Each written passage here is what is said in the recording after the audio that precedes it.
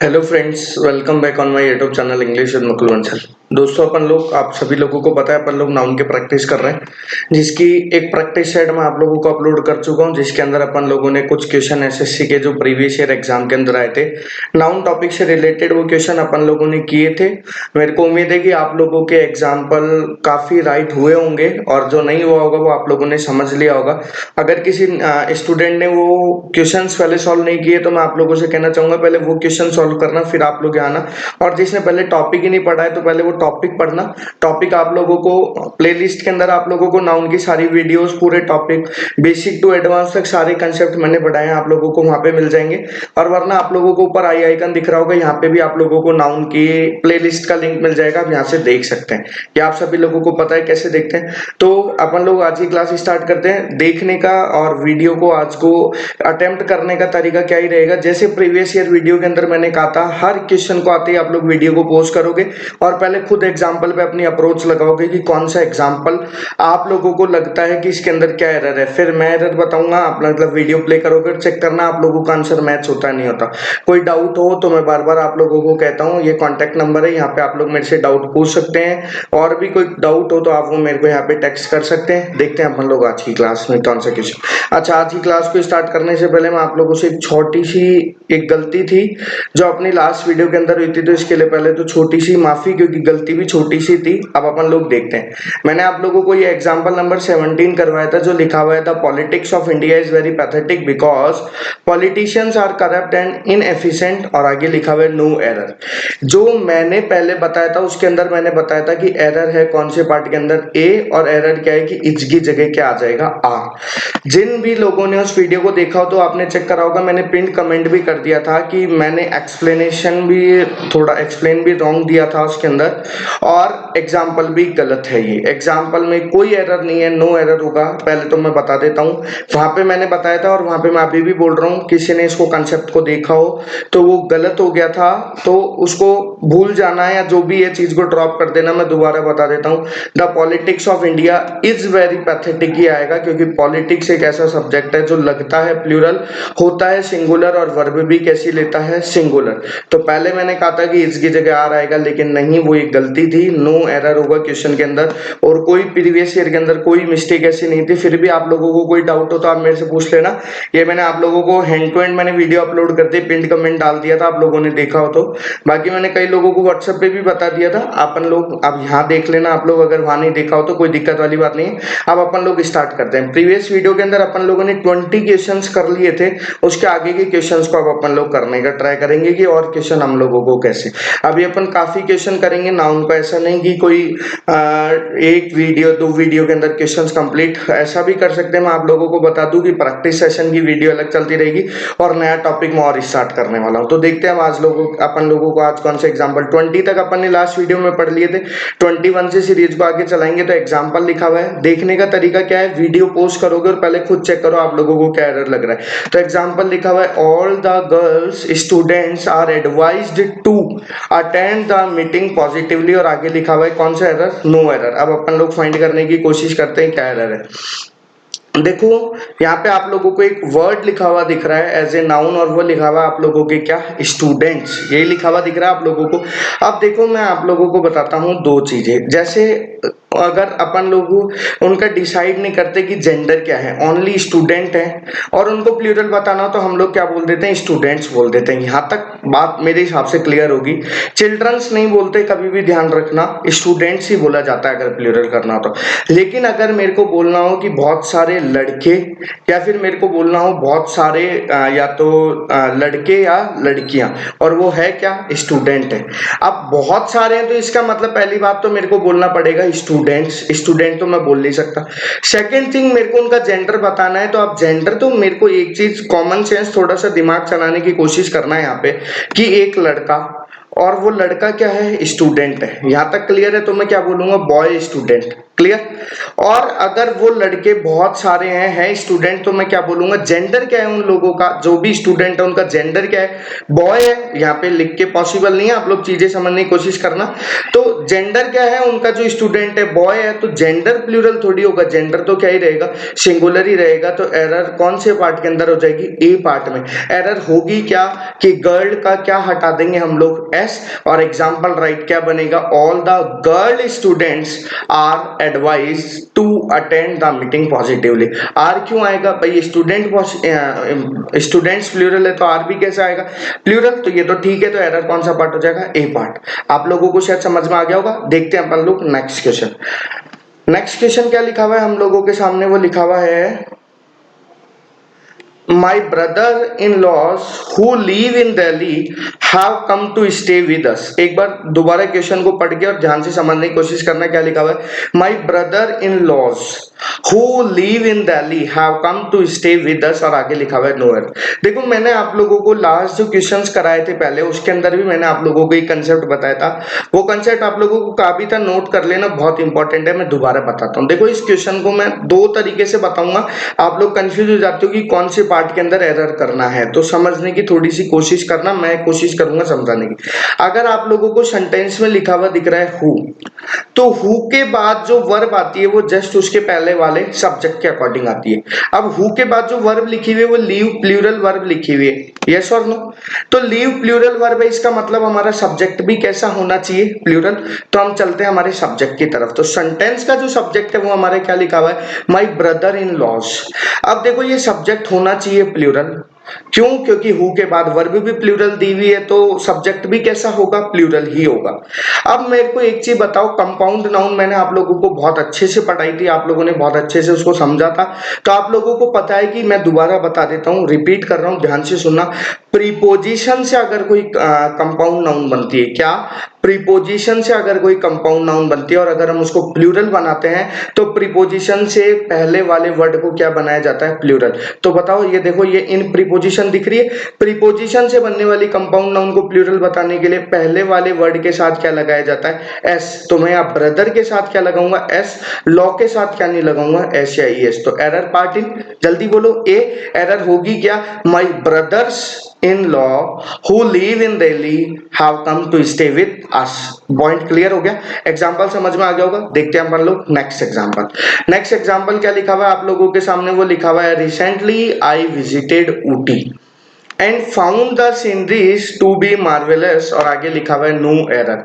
अब एक बार थोड़ा सा क्वेश्चन को देखने की कोशिश करना, रिसेंटली आई विजिटेड। देखो ये रिसेंटली एक ऐसा वर्ड है जो हमेशा पास्ट टेंस को इंडिकेट करता है, तो यहाँ पे देखो विजिटेड आ गया, तो पास्ट टेंस आ गया यहाँ पे, यहाँ तक तो बिल्कुल ठीक है।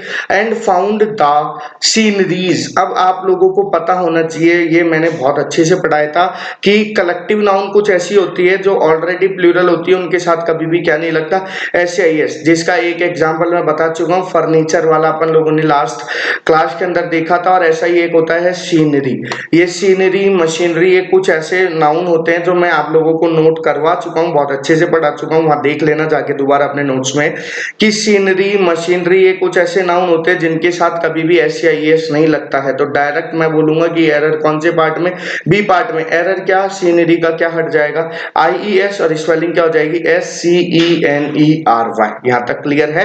एरर पार्ट कौन सा, बी। क्यों एरर, क्योंकि सीनरी एक ऐसा नाउन है जो अपने साथ कभी भी क्या नहीं लेता, एस या यस। समझ में आ गया एग्जांपल। देखते हैं नेक्स्ट एग्जांपल। नेक्स्ट एग्जांपल क्या लिखा हुआ आप लोगों के सामने, वो लिखा हुआ है she could not complete even the 2/3 of the book owing to her busy schedule, owing to her busy schedule, और आगे लिखा हुआ है नो एरर।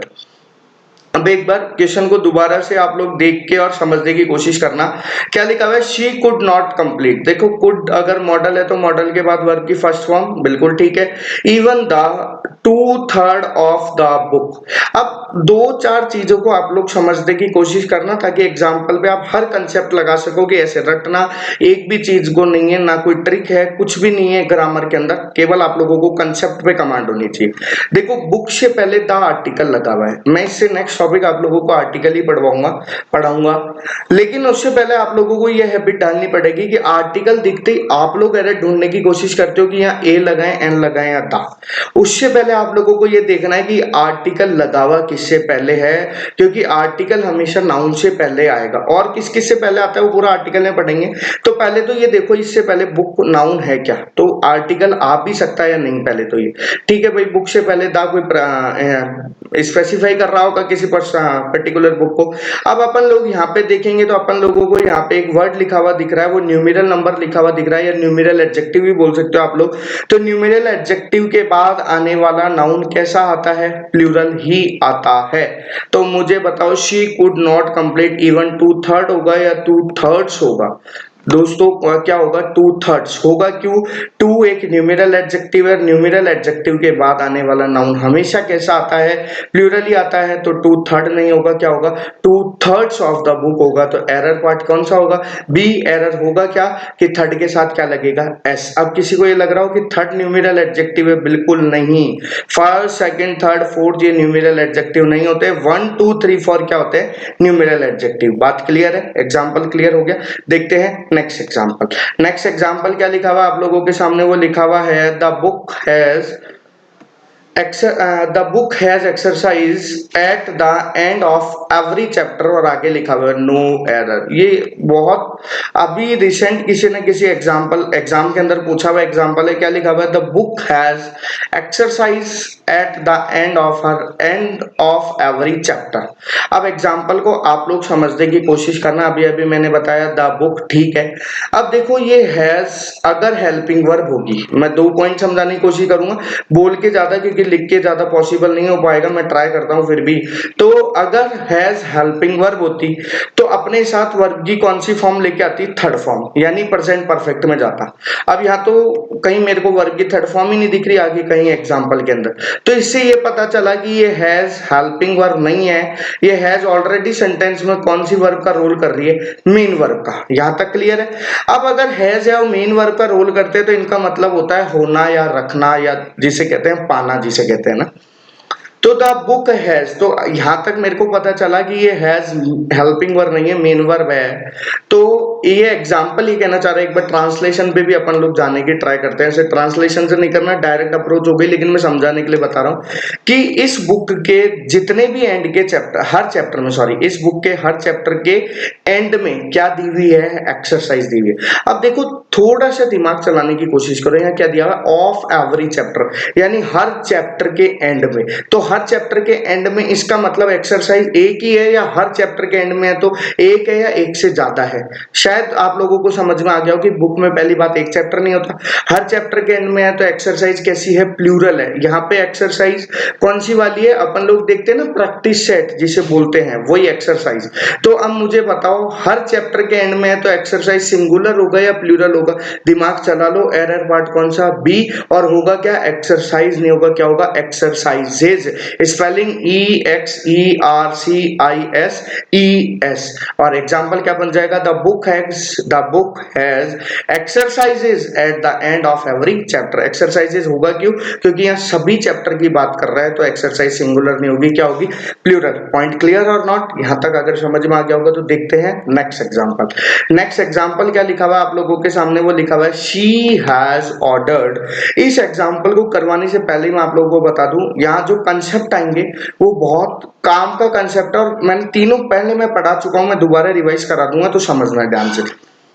लिखा हुआ example, she has ordered 2 dozens of copies of English book by mister Bansal, और आगे लिखा हुआ है नो एरर। अब अपन एग्जांपल देखो, ये एग्जांपल एज इट इज आया हुआ था, बस ये मिस्टर बंसल की जगह कुछ और था, इसको मैंने चेंज करके लिख दिया यहाँ पे, है ना। वो ऐसे ही अब समझना कोशिश करना है, समझने की। शी हैज ऑर्डर, देखो अभी अभी मैंने बताया हैज के साथ अगर थर्ड फॉर्म आती है तो प्रेजेंट परफेक्ट। तो अब ये हैज यहाँ पे हेल्पिंगर का रोल कर रहा है कि शी हैज ऑर्डर 2। अब जो आप लोग गलतियां करोगे और नहीं करनी, कैसे क्वेश्चन को क्रॉस करके काटना है वो समझना। देखो आप लोगों को यहाँ पे लिखा हुआ दिखा न्यूमेरल एडजेक्टिव। सर आप बोलते हुए आ रहे हो कि न्यूमेरल एडजेक्टिव के बाद नाउन प्लूरल, बिल्कुल मैं कहता हुआ आ रहा हूँ, आ जाओ चलते हैं आगे। डजन्स, अब आप लोग कहोगे तो बिल्कुल ठीक है कि डजन्स 2 के बाद आया, ठीक है भाई, नो एरर लगा दो। अब 3 पॉइंट मैंने आप लोगों को बताए थे, यहाँ लिख के पॉसिबल नहीं है, मैं पहले बहुत अच्छे से पढ़ा चुका हूँ, अब मैं रिवाइज कर रहा हूँ तो आप लोग समझने की कोशिश करना। न्यूमेरल एडजेक्टिव के बाद आने वाला नाउन प्लूरल और वर्ब भी क्या प्लूरल, क्या बोला मैं, न्यूमेरल एडजेक्टिव के बाद आने वाला नाउन प्लूरल और वर्ब भी क्या plural. Point clear.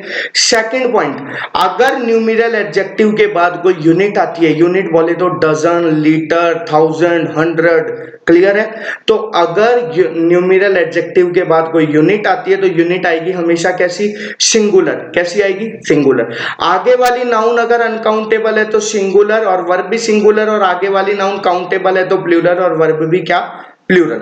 Point clear. अब किसी को लगे इतना जल्दी बोल गई, तो भाई मैं पहले पूरा पढ़ा चुका हूं, अभी मैं ओनली रिवाइज कर रहा हूं, वहां पे जाके पढ़ लेते तो तुम्हारा फायदा हो जाता। तीसरा पॉइंट, अगर सेंटेंस में डायरेक्ट यूनिट से सेंटेंस को चालू कर रहा है तो वो यूनिट आएगी प्लूरल, और आने वाला नाउन भी प्लूरल और वर्ब भी क्या होगी प्लूरल। 3 एग्जांपल मैं बोलता हूं, ध्यान से समझना। पहला पॉइंट तो क्लियर है कि न्यूमेरल एडजेक्टिव के बाद नाउन प्लूरल वर्ब भी प्लूरल। सेकंड मैंने क्या बोला कि न्यूमेरल एडजेक्टिव के बाद अगर कोई यूनिट आती है तो सिंगुलर। तो पहली बात तो ये 2 डजन एक यूनिट है, तो यूनिट हमेशा सिंगुलर आती है, तो एरर कौन से पार्ट के अंदर, बी पार्ट के अंदर। और आगे क्या बोला, अगर 2 न्यूमेरल एडजेक्टिव के बाद यूनिट तो सिंगुलर, यहां तक तो एरर मिल गया। पॉइंट तो पूरा पढ़ लो कि उसके बाद जो नाउन आएगी काउंटेबल होगी तो प्लूरल। अब मुझे बताओ कॉपी काउंटेबल होती है, यस और नो। अगर काउंटेबल होगी तो प्लूरल, अगर इसी जगह कोई अनकाउंटेबल आ जाता तो कैसा आता, सिंगुलर। Point clear. एग्जाम्पल बिल्कुल अच्छे समझ में आ गया होगा। अब बढ़ते हैं अपन लोग कौन से एग्जाम्पल, नेक्स्ट एग्जाम्पल की तरफ। नेक्स्ट एग्जाम्पल क्या लिखा हुआ आप लोगों के सामने, वो लिखा हुआ है Manjeet has bot 4 dozens of eggs and hundreds of pencils for his nephew। आगे लिखा, देखो ये एग्जाम्पल अच्छा बुरा मैं वर्ड यूज नहीं करूंगा, जो अभी मैंने आपको 3 पॉइंट बताया तो एक तो ऑलरेडी क्लियर है, जो 2 पॉइंट बताया वो दोनों यहाँ पे क्लियर होंगे। अब भी आप लोग नहीं समझे तो फिर तो महान आप हो, वो तो पहले भी हो। अब देखते हैं एग्जांपल क्या लिखा हुआ है, मंजीत हैज बॉट 4 डजन। मैंने अभी आप लोगों को कहा कि न्यूमेरल एडजेक्टिव के बाद अगर कोई यूनिट आती है तो वो सिंगुलर आती है, तो डजन के साथ एस नहीं लगेगा, तो एरर तो मिल गई मेरे को ये पार्ट में। लेकिन थोड़ा सा इतनी जल्दीबाजी मत भगो, मैं दोनों कंसेप्ट दोबारा, क्योंकि यहाँ एग्जांपल में दोनों पॉइंट लिखे हुए तो समझ जाओगे। न्यूमेरल एडजेक्टिव के बाद आने वाली यूनिट सिंगुलर, अपन ने कर दी सिंगुलर। अगर उसके बाद आने वाली नाउन काउंटेबल है तो प्लूरल, अनकाउंटेबल है तो सिंगुलर। अगर यहाँ पे कोई अनकाउंटेबल नाउन होती, सपोज वाटर होता, मिल्क होता या और भी कुछ होता, तो उसके साथ एस नहीं आता, वो सिंगुलर। ये पॉइंट भी क्लियर। तीसरा पॉइंट मैंने क्या बोला, अगर सेंटेंस को डायरेक्ट ही चालू कर दे वो यूनिट से, यहां से एग्जांपल को पकड़ना, हंड्रेड्स ऑफ पेंसिल। तो देखो ये एग्जांपल, ये भूल जाओ, इससे पहले का लिखा हुआ, सपोज करो यही एग्जांपल लिखा हुआ है डायरेक्ट, तो मुझे बताओ ये सेंटेंस को डायरेक्ट ही किससे चालू कर रहा है, यूनिट से। अगर सेंटेंस डायरेक्ट मतलब स्टार्टिंग से पहले कोई न्यूमेरल एडजेक्टिव नहीं, डायरेक्ट यूनिट है, तो वो यूनिट कैसी होगी, प्लूरल, और नाउन भी कैसी, प्लूरल। देखो चेक करो, 100 है या हंड्रेड्स है, पेंसिल है या पेंसिल है, जैसे बोलते हैं अपन लोग। आप लोगों ने बहुत एग्जांपल ऐसे और भी अभी आएंगे, तो अब मैं मानता हूं आप लोगों को ये तीनों पॉइंट न्यूमेरल वाले समझ में आ गए होंगे, कैसे यूनिट को यूज करना होता है।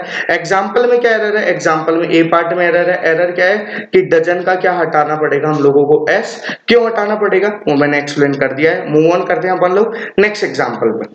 एग्जाम्पल क्या लिखा हुआ है आप लोगों के सामने, वो लिखा हुआ 30 millions of people are below the poverty line in India and our government is not doing anything in this regard. अब एग्जाम्पल को थोड़ा सा मेरे को लगता है शायद समझ गए होंगे आप लोग, और नहीं समझे तो मैं दोबारा बताता हूँ।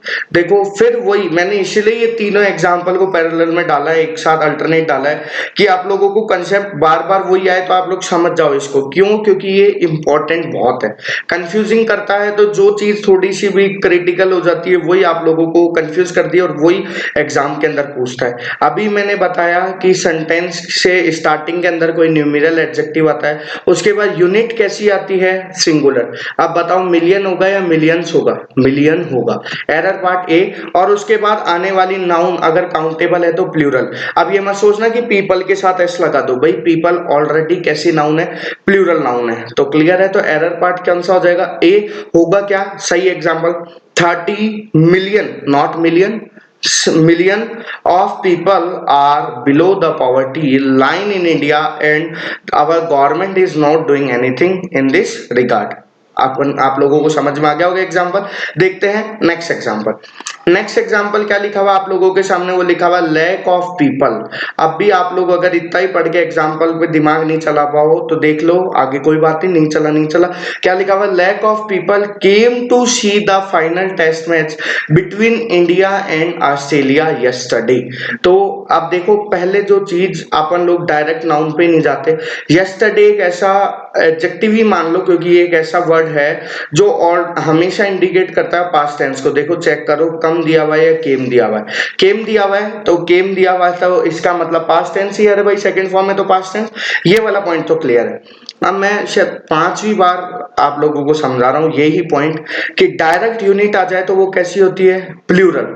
तो बताओ लैक ऑफ पीपल होगा या लैक्स ऑफ पीपल होगा? अरे विद्वानों, लैक्स ऑफ पीपल होगा। एरर पार्ट क्या हो जाएगा, ए। डायरेक्ट समझ में आ रहा है। तीसरी, चौथी, पांचवी, छठी बार रिपीट कर रहा हूं, न्यूमेरल एडजेक्टिव के बाद यूनिट आए तो सिंगुलर, डायरेक्ट यूनिट आए तो प्लूरल। न्यूमेरल एडजेक्टिव के बाद यूनिट आए तो सिंगुलर, डायरेक्ट क्या बोलते हैं इसको, यूनिट आए तो प्लूरल। अब डायरेक्ट यूनिट आ रही है, कोई एडजेक्टिव नहीं है इससे पहले, कोई न्यूमेरल एडजेक्टिव नहीं है, तो लैक नहीं होगा, क्या हो जाएगा, लैक्स। और एरर पार्ट कौन सा हो जाएगा, ए।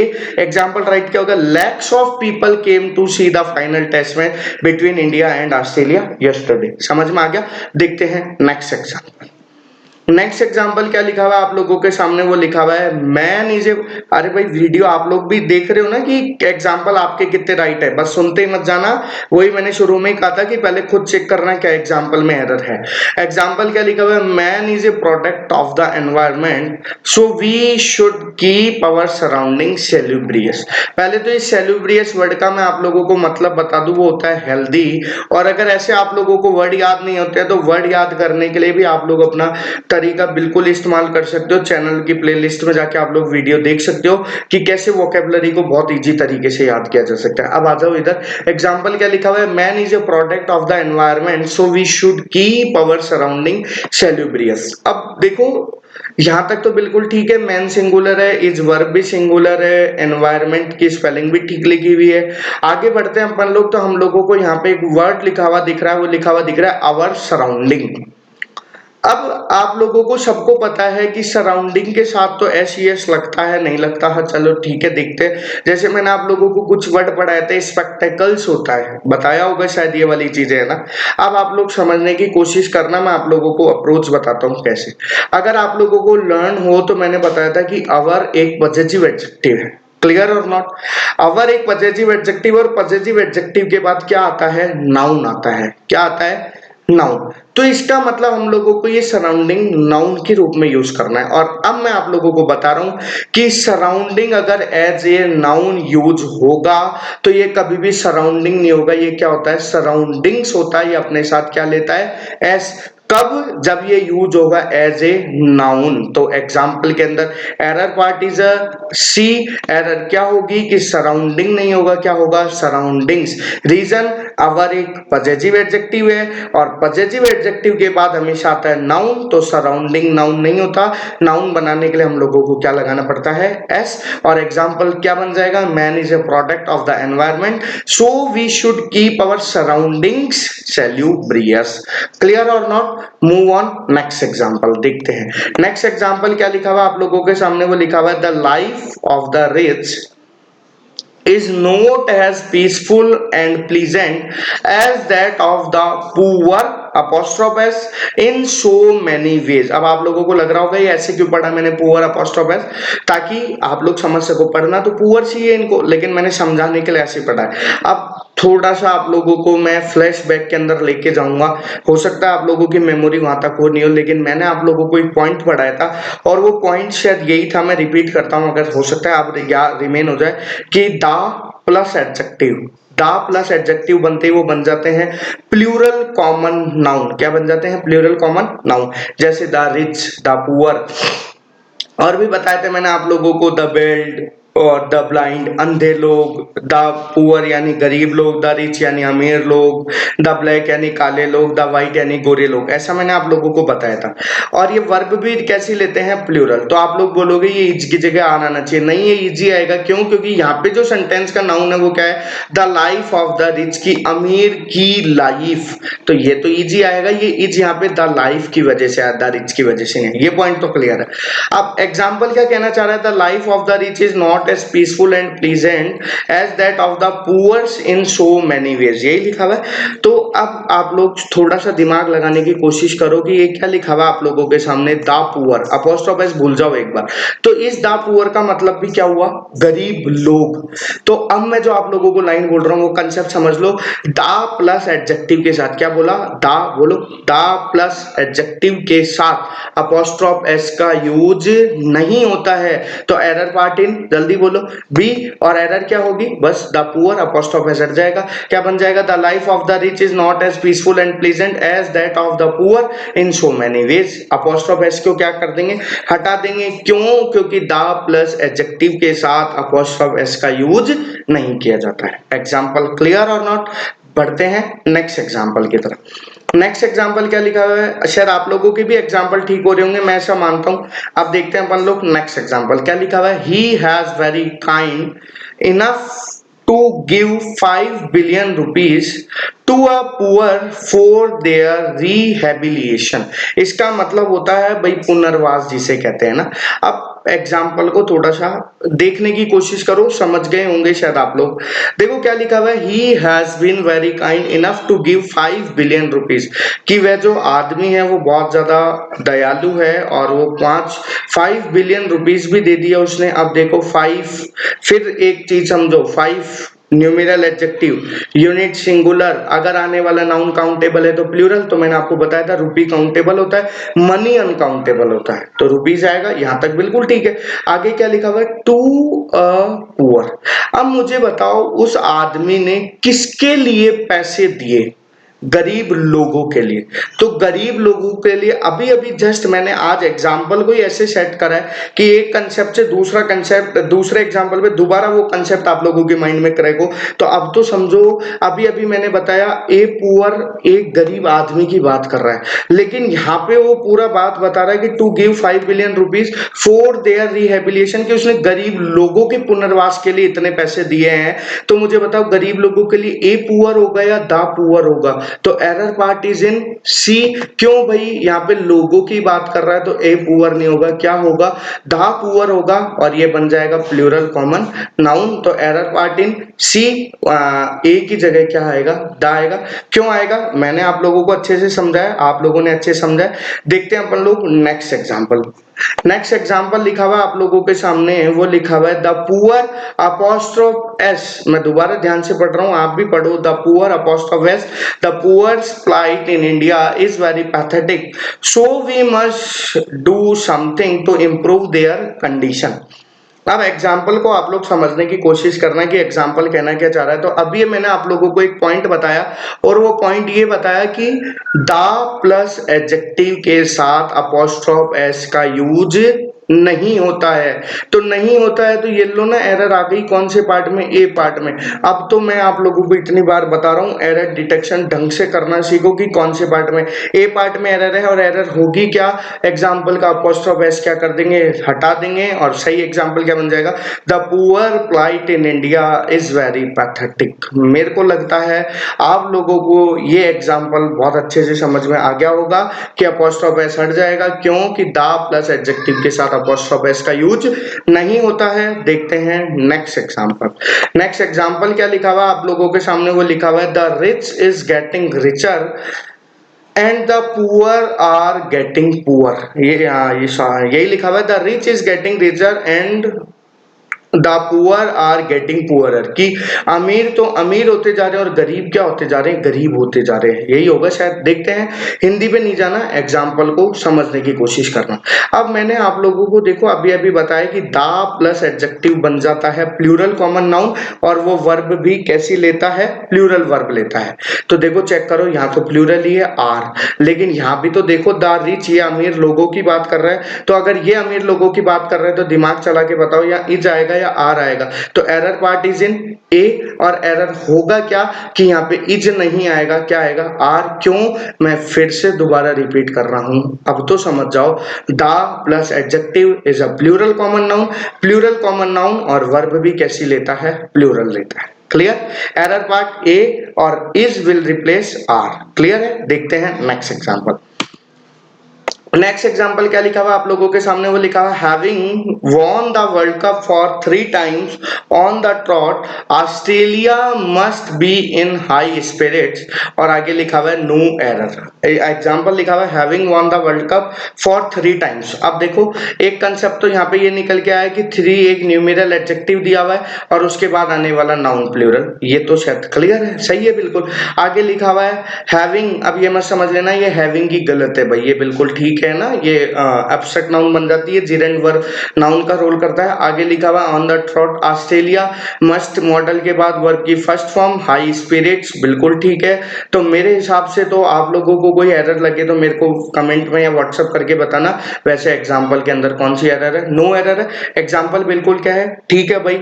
देखते हैं अपन लोग कौन सा एग्जांपल, नेक्स्ट एग्जांपल, बढ़ते हैं आगे की तरफ। नेक्स्ट एग्जांपल क्या लिखा हुआ आप लोगों के सामने, वो लिखा हुआ है no matter how adverse the situation is you must non stop your study। एक बार दोबारा पढ़ लो, no matter how adverse the situation is you must non stop your study। और ये एग्जांपल आप लोगों के लिए है, अगर इसकी ट्रांसलेशन आप लोग समझ गए हो तो समझ गए होंगे आप मैं क्या कहना चाह रहा हूँ। अब आ जाओ आप लोग एग्जांपल को पढ़ लो कि अपनी स्टडी को नॉन स्टॉप चालू रखो या बंद मत करो बिल्कुल भी, है ना। अब आगे बढ़ जाओ, एग्जांपल पढ़ो। No matter how adverse the situation is you must non stop your study.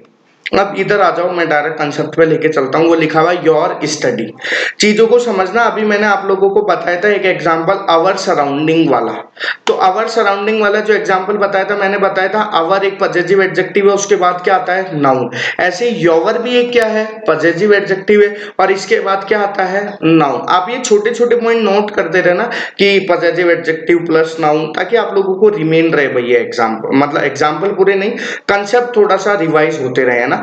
तो योर एक पजेसिव एडजेक्टिव है, इसके बाद क्या आएगा नाउन। अब नाउन आप लोगों के सामने लिखा हुआ है वो स्टडी। तो अब मैं जो इसका कंसेप्ट बोल रहा हूँ वो ध्यान से सुनना। स्टडी, मैं दोबारा रिपीट, स्टडी जब यूज होगा एज ए नाउन, क्या बोला, स्टडी जब यूज होगा एज ए नाउन तो ये हमेशा यूज होता है कैसे, प्लूरल। कैसे यूज होता है, प्लूरल। अब आप लोगों के मन में आ रहा होगा कि ये क्या बात हो गई। अभी मैं आप लोगों की बात को क्रॉस कर देता हूं, पहले ध्यान से सुन लो जो मैं कह रहा हूं। स्टडी अगर यूज होगा एज ए नाउन तो ये होता है प्लूरल, तो स्टडी नहीं होगा, क्या होगा स्टडीज। तो पहली बात, क्वेश्चन में तो एरर कौन सा, थर्ड। लेकिन अगर मैं बोलूं the study of physics is good, की फिजिक्स की स्टडी कैसी चल रही है, अच्छी चल रही है, तो वहां पे ये बिल्कुल क्या है, ठीक, क्योंकि वहां पे ये स्टडी जो वर्ड है ये एक पर्टिकुलर सब्जेक्ट के लिए बना हुआ है। लेकिन जब पर्टिकुलर सब्जेक्ट की बात नहीं करता, पूरे पढ़ाई की बात करता है, तो ये स्टडी जो नाउन होता है वो यूज होता है एज ए प्लूरल, और स्टडी का प्लूरल क्या होता है, स्टडीज होता है। तो एरर पार्ट इज इन सी, क्योंकि यहाँ किसी सब्जेक्ट की बात नहीं करी। तो मेरे को लगता है इस एग्जांपल समझ में आ गया होगा, और जो एक्सेप्शन है वो भी समझ में आ गया होगा कि कब स्टडी का भी यूज हो सकता है। क्लियर और नॉट, देखते हैं नेक्स्ट एग्जांपल। नेक्स्ट एग्जांपल क्या लिखा हुआ, I have an urgent work to be right now so call me back after some time. ये लिखा हुआ है अभी मेरे को कुछ जरूरी काम है, आ जाओ देखते हैं। I have an urgent work to do right now so call me back after some time. अब देखो मैंने अभी आप लोगों को कहा कि आप लोगों को आर्टिकल लिखा हुआ दिखे तो पहले तो चेक करा करो कि उसके आगे नाउन है या नहीं है। आप अर्जेंट नाउन है, हाँ भाई बिल्कुल ठीक है, नाउन तो है, लेकिन कैसी नाउन है, अनकाउंटेबल नाउन है, और अनकाउंटेबल से नाउन से पहले आर्टिकल नहीं लगता, direct. Error part A, right example, I have urgent work to do right now so call me back after some time. Error part is A, what is error, कि an को क्या कर दिया जाएगा, हटा दिया जाएगा। रीजन, क्योंकि उसके बाद जो आने वाली नाउन है वो कैसी है, अनकाउंटेबल है। समझ में आ गया, देखते हैं नेक्स्ट एग्जांपल। नेक्स्ट एग्जांपल क्या लिखा हुआ है, she is good at English so we can expect that she will get full mark in grammar, आगे लिखा हुआ है नो एरर। शी के साथ सिंगुलर वर्ब, यहां तक भी ठीक है। इंग्लिश एट का मतलब अच्छी कमांड होता है, यहाँ पे बिल्कुल ठीक है। So we can expect, can modal के बाद वर्ब की फर्स्ट फॉर्म, ये भी ठीक है। That she will get full mark in grammar, आ गई एरर। आ जाओ इधर, एक एग्जाम्पल, ये चीज लिखी हुई है आप लोगों के सामने, वो क्या लिखा हुआ है फुल मार्क। अब इसको समझने की कोशिश करना क्या होता है। ये दो वर्ड होते हैं, एक होता है मार्क और एक होता है मार्क्स, यानी एस के साथ। मार्क जो वर्ड होता है उसका मतलब होता है दाग या धब्बा, जिसे कहते हैं ना स्पॉट, मार्क हो गया कोई मार्क लगाना। और मार्क्स का मतलब होता है अंक, जिसे कहते हैं नंबर। अब मुझे बताओ, अगर वो इंग्लिश में अच्छी है तो वो नंबर ही अच्छी लेके आएगी, तो यहाँ पे फुल मार्क नहीं होगा, क्या होगा फुल मार्क्स होगा। और एरर पार्ट इज इन सी, क्यों होगा मैंने आपको दोनों वर्ड बता दिए। मार्क वर्ड का मतलब होता है दाग या धब्बा या कोई जिसे कहते हैं निशान, और मार्क्स का मतलब क्या होता है नंबर, और यहाँ बात चल रही है किसकी, मार्क्स की। Error part is in C, clear और नॉट। देखते हैं नेक्स्ट एग्जांपल। नेक्स्ट एग्जाम्पल क्या लिखा हुआ है, the police has arrested him so we are going to the police station. देखो मैंने आप लोगों को एक दोबारा मैं रिपीट कर रहा हूं कि some nouns which look like singular but they are used as plural and take plural verb remain it. मैंने आप लोगों को ये पॉइंट पढ़ाया था, नहीं पढ़ाया था? यस और नो में रिप्लाई करो अगर ईमानदारी से पढ़ाई की है तो आप लोगों ने। तो उस नाउन मतलब जो वो जो पॉइंट था उसके एग्जाम्पल के अंदर जो दूसरा तीसरा एग्जाम्पल होगा वो क्या था, पुलिस। अगर नहीं है तो याद मैं बता देता हूं कि पुलिस जो है वो प्लूरल नाउन होती है, और वर्ब भी कैसी लेती है, प्लूरल। तो यहाँ पे हैज नहीं होगा, क्या होगा हैव। तो एग्जांपल क्या हो जाएगा, the police have arrested him so we are going to the police station. Error part is in A, what is error, has will replace have की हैज की जगह क्या आ जाएगा, हैव आ जाएगा। क्लियर है। देखते हैं नेक्स्ट एग्जांपल आज की क्लास का। नेक्स्ट एग्जांपल क्या लिखा हुआ है, science has proved that even vermin carries disease nowhere. Science has proved that even vermin. अभी अभी मैंने एक लाइन बोली, दोबारा रिपीट ध्यान से सुन लो। Some nouns which look like singular but they are used as plural and take plural verb. कौन कौन सी होती है, पब्लिक, पीपल, पुलिस, कैटल, और कौन सी, वर्मिन। इस वर्मिन का मतलब होता है कीड़े मकोड़े। तो बताओ जब नाउन ही प्लूरल है तो वर्ब भी क्या लेगी, प्लूरल। लेकिन ये कैरीज तो कैसी वर्ब लगा रखी है, सिंगुलर। अरे किसी वर्ब के साथ एस लगाते हैं तो सिंगुलर बन जाता है, लगाना करना कैसा है हमें, plural. Error part is in C, होगा क्या, कैरीज की जगह क्या आ जाएगा, कैरी, CARRY। तो एग्जांपल क्या बन जाएगा, science has proved that even vermin carry disease. Clear है। यहां तक अपने एग्जाम्पल हो गए कितने, 20 क्वेश्चन मैंने आपको फर्स्ट पार्ट के अंदर कराए थे, 20 क्वेश्चन मैंने आज की कराए। आज की क्लास के अंदर अपन लोग इतने ही एग्जाम्पल पढ़ेंगे। मैं ये मान के चलता हूं कि आप लोगों का ज्यादातर सभी एग्जाम्पल ठीक हुए होंगे और आप लोगों को अच्छा लगा हो, तो बस कंटिन्यू पढ़ते रहना और कुछ मत करना। और एग्जाम आ गए हैं तो अपनी पढ़ाई को कंटिन्यू रखो, मैं यही कहूंगा। अब अपन लोग प्रैक्टिस सेट भी रोज करेंगे और अपन लोग टॉपिक भी चालू करने वाले हैं, ताकि प्रैक्टिस के लिए आप लोग अलग टाइम में करते रहो और एक टॉपिक और आपका साथ साथ में स्टार्ट हो जाए। तो ओके दोस्तों, थैंक यू। आज आपने पूरी वीडियो देखी, मेरे साथ साथ चीजों को समझने की कोशिश करेगी। मिलेंगे अपन लोग कौन सी क्लास के अंदर, नेक्स्ट क्लास के अंदर। Thank you.